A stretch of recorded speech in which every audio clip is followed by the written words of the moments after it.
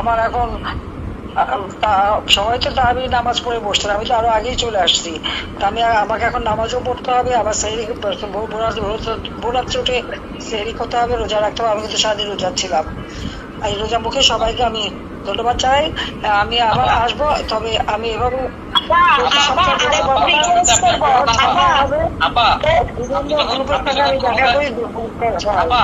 আপনি যখন প্রথম ক্ষমতা আসেন তখন একবার এই যে সরে গেছিলেন, তারপরে আপনার প্রধানমন্ত্রী যাওয়ার কথা ছিল কাজী মঞ্জুরুল আলম, উনি আমাকে জানালো একটু আগে ফোনে যে আমি কথা বলতেছি, আপনি কি আল্লাহ যদি আপনি যদি সুস্থ হন আবার বাংলাদেশে ফিরে আসেন, সরে যাওয়ার জন্য সে অনুরোধ করছে কাজী মঞ্জুরুল কথা বলার সুযোগ করে দেন।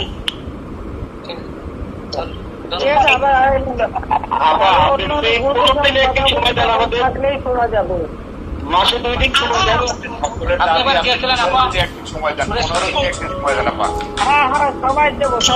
সময় দেব। আজকে তো কত 1489 জন লাইনে আছে অনলাইন, 7000 জন নর্মাল। হ্যাঁ 1490 হ্যাঁ আমি দেখতেছি তো 1490। আপনার কাছে একটা রিকোয়েস্ট, আমাদের চট্টগ্রাম আপনি চিনেন যে সুরেশ্বরে থাকবেন কিনা আপা?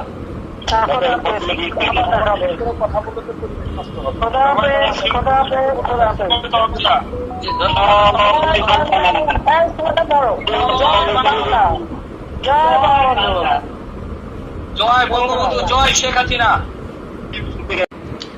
আমার উপর দোষারোপ করা হয়। আজকে হত্যাকাণ্ডের যদি তালিকা নেন, ইউনূসের আমলে সব থেকে বেশি হত্যাকাণ্ড ঘটেছে। তার সময় মাদ্রাসা শিক্ষক, প্রাইমারি স্কুল শিক্ষক, ছাত্র, শ্রমিক, গার্মেন্টস শ্রমিক, যেদিন যারা আন্দোলন করেছে সেই দিনই তাদেরকে তুলে দেওয়ার জন্য সাউন্ড গ্রেনেড, টিয়ার গ্যাস, গরম পানি মারা, এমনকি ছোট্ট শিশু তার উপর পানি মারা, সেখানে গ্যাস মারা, নানাভাবে নির্যাতন করে করে তাদেরকে আন্দোলনে করতে দেয় নাই, বাধা দিয়ে, এবং তার গুলি চালানোতে শ্রমিক হত্যা হয়েছে, ছাত্র হত্যা হয়েছে, প্রতিদিনই লাশ পড়ে যাচ্ছে। আর তাছাড়া ইউনূসের যে সন্ত্রাস বাহিনী, এই সন্ত্রাস বাহিনী তো প্রতিনিয়ত মানুষকে হত্যা করে যাচ্ছে। মানে মনে হলো কোনো নাই, যে কোনো সময় যে কেউ ঘরে ঢুকবে, লুটপাট করবে এবং বাধা দিলে তাদেরকে হত্যা করে আসবে। ছেলেকে পায়নি বলে মাকে হত্যা করা, বাবাকে হত্যা করা, মাকে গাছের সাথে বেঁধে রাখা, এটা কোন ধরনের কথা? এইভাবে আর আওয়ামী লীগের নেতা কর্মী হাজার হাজার নেতা কর্মীকে গ্রেপ্তার করেছে, প্রায় 20,000, শুধু এই ফেব্রুয়ারি মাসেই 20,000-এর উপর নেতা কর্মীকে গ্রেপ্তার করেছে, এবং অনেকে খোঁজ পাওয়া যাচ্ছে, তাদের গুম করে দিয়েছে। প্রায় 3,000-এর উপরে পুলিশকে হত্যা করেছে। আনসার 40 জনের তো খবরই নাই। বিডিআর হত্যাকাণ্ডে যারা সামরিক বাহিনীর অফিসারদেরকে যারা হত্যা করেছিল, সেই মামলাও প্রত্যাহার করা এবং তাদেরকে ছাড়ার চেষ্টা।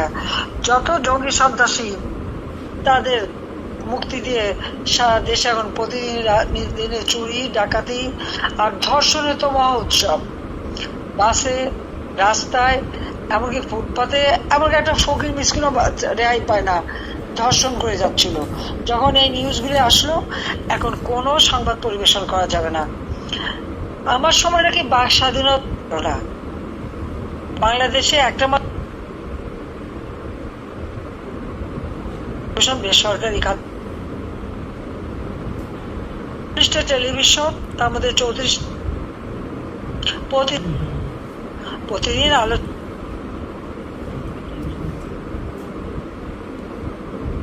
কয়জন সাংবাদিক গ্রেপ্তার হয়েছে,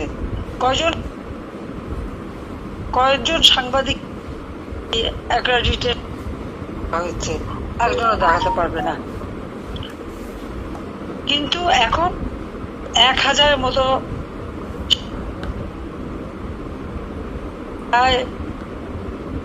কাছাকাছি সাংবাদিকের 600 মামলা, তার মধ্যে 106 জনের বিরুদ্ধে হত্যা মামলা। 6 জন সাংবাদিককে নির্মমভাবে হত্যা করা হয়েছে, হয় কুপিয়ে হত্যা, নয় গুলি করে হত্যা, পিটিয়ে হত্যা, সারা বাংলাদেশ ব্যাপী। তার উপর সাংবাদিকরা আজকে কোনো কাজ পাচ্ছে না, প্রত্যেকটা মিডিয়াতে ইউনূসের এজেন্ট বসা। কোনো টেলিভিশন, প্রাইভেট টেলিভিশন একটা সংবাদ পরিবেশন করতে পারবে না। কি সংবাদ পরিবেশন করা হবে? তা ইউনূস সেন্টারে তার কিছু পালিত লোক আছে, যাদেরকে সে 5 লাখ 7 লাখ টাকা 10 লাখ টাকা করে বেতন দিয়ে বসিয়ে রেখেছে। তারা কন্টেন্ট তৈরি করে দেবে, তারা নির্দেশ দেবে, আর প্রত্যেকটা মিডিয়াতে তার লোক বসা। তারা যে কথা বলতে বলবে সেই কথাই বলতে হবে, অন্য কোনো কথা নাই। আপনারা দেখবেন, হঠাৎ করে দেখেন ধর্ষণের কোনো নিউজ দেওয়া যাচ্ছে না, খুন হলে কোনো নিউজ দেওয়া যাবে না, গ্রেপ্তার হলে কোনো নিউজ হবে না। আর যারা দেবে, এর মধ্যে কয়েকটি টেলিভিশন পুড়িয়ে দিয়েছে। টেলিভিশনের মূল মালিকরা তাদেরকে সরিয়ে দিয়ে সেখানে মালিকানা জবরদখল করে নিয়ে নেওয়া হয়েছে, যার জন্য মানে কেউ কোনো সাহসী পাচ্ছে না একটা নিউজ দিতে। নিউজ দিলেই সাংবাদিকের উপরে অত্যাচার এবং এই মিডিয়ার উপরে সোজা বলে পুড়িয়ে দেবে। পিটিভি পুড়িয়েছে, আরো কয়েকটা টেলিভিশন, সেই বাংলা গান থেকে শুরু সবগুলি পুড়িয়ে দিয়েছে, সেটা আপনারা জানেন। এই যে অরাজকতা, তাহলে স্বেচ্ছাচারীটা কে?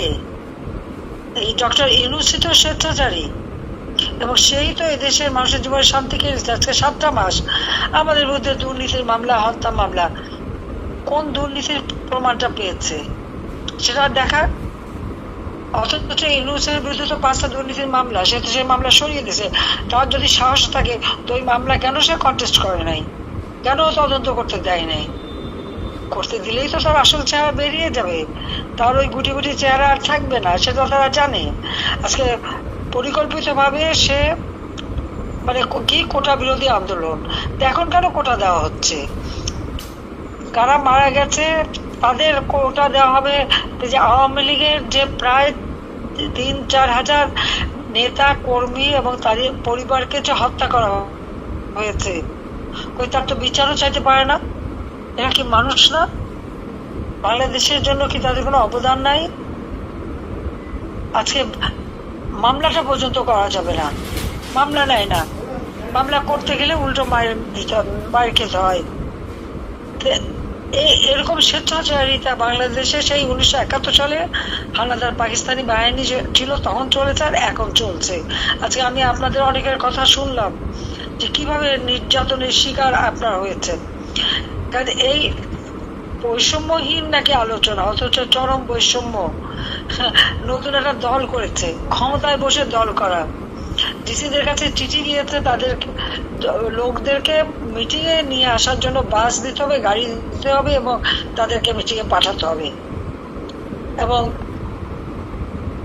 যাদেরকে দিয়ে এই ক্ষমতা দখলের জন্য হত্যাকাণ্ড ঘটিয়েছে, লুটপাট, চরম দুর্নীতি, এক একজনে তো মোটা টাকার মালিক হয়ে গেছে, যার কিছুই ছিল না। কেউ 3খানা গাড়ির মালিক, বাড়ির মালিক, দেশে বিদেশে